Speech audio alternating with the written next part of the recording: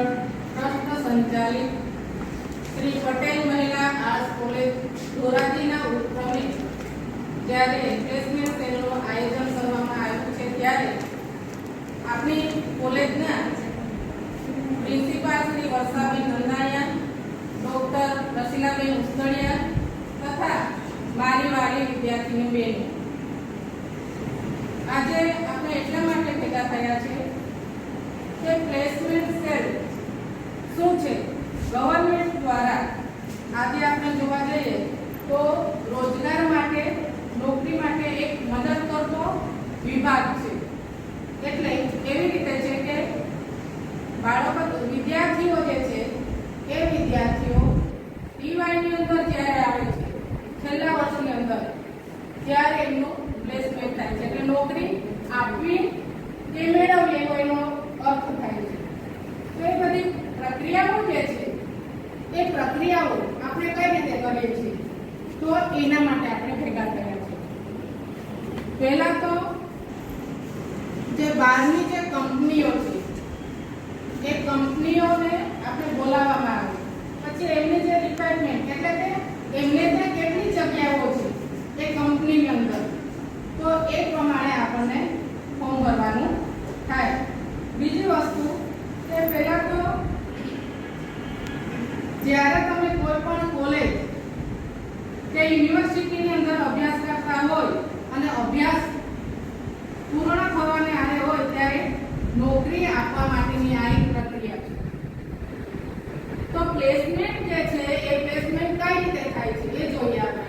તો કે પહેલા તો કંપનીઓનું આગમન, એટલે આપણી સંસ્થાની અંદર કંપની આવશે, ત્યાર પછી એ કંપનીઓ જે છે એ આપણી કોલેજમાં કેમ્પસમાં આવે અને એ પ્રમાણે ચર્ચા થાય, પછી એની શરૂઆત થાય. એટલે એને કેમ્પસ પ્લેસમેન્ટ તરીકે પણ ઓળખવામાં આવે છે. બીજી વસ્તુ કે એ આવ્યા પછી, એ પ્રોસેસ થયા પછી એ લોકો આપણને ઇન્ટરવ્યુ જે છે એ ટેસ્ટ એ લેવામાં આવે. તો વિદ્યાર્થીઓની જે લેખિત પરીક્ષા છે, ગ્રુપ ચર્ચા છે કે કંઈ પણ હોય તે ઇન્ટરવ્યુ એ પ્રમાણે લેવામાં આવે છે. તો એની તૈયારી તમારે કરવાની રહેશે. ત્રીજી વસ્તુ જે છે કે જોબ ઓફર. જોબ ઓફર એટલે દાખલા તરીકે આપણે આ ઇન્ટરવ્યુ લેવાય, પ્રોસેસ પહેલા કરીને ઇન્ટરવ્યુ લેવાય, પછી એ લોકો આપણને ઓફર લેટર એટલે કે આપણે ચાલો ભાઈ અમારી કંપનીની અંદર જગ્યા છે ને હવે તમને અમે લેવા માંગીએ છીએ, એવો એનો વર્ક થાય છે. એટલે કંપની તમને નોકરી આપવા માંગતી હોય ત્યારે તમને આ સત્તાવાર રીતે આ લેટર તમને ઓફર લેટર આપે.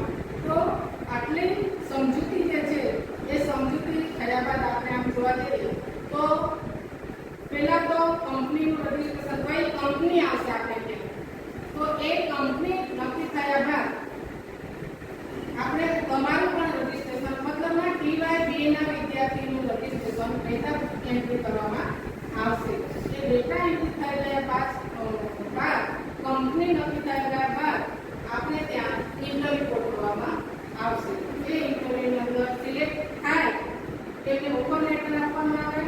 એ ઓફર લેટર એક પ્રક્રિયા આપણે કેમ્પસ પૂરી છે, બરાબર, એ પ્રક્રિયા પૂરી થાય એમાં સિલેક્ટ થઈ ગયા ત્યાર પછી ગવર્મેન્ટ જે છે એ ગવર્મેન્ટ આપણને નક્કી કરશે કે ચાલો ભાઈ આ આટલા નંબર સંસ્થાની અંદર નક્કી થઈ ગયા છે.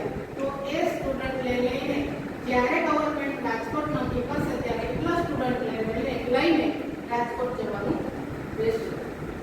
તમારા જે કંઈ પ્રશ્નો હોય એ કાગળમાં લખીને મને આપજો, બરાબર. એના જે આન્સર જે છે હું જોઈ લઈશ.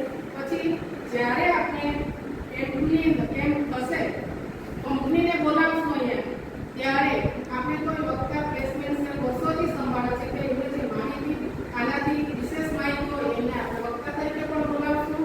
આ રીતે આપણો પ્લેસમેન્ટ સેલ છે એ ગવર્મેન્ટ તરફથી કામ કરે છે અને આપણી કોલેજની અંદર પણ આ પ્લેસમેન્ટ સેલ આ વખતે આપણે ચલાવવાના છે. તો બધાએ રજીસ્ટ્રેશન ફરજિયાત કરાવવાનું રહેશે.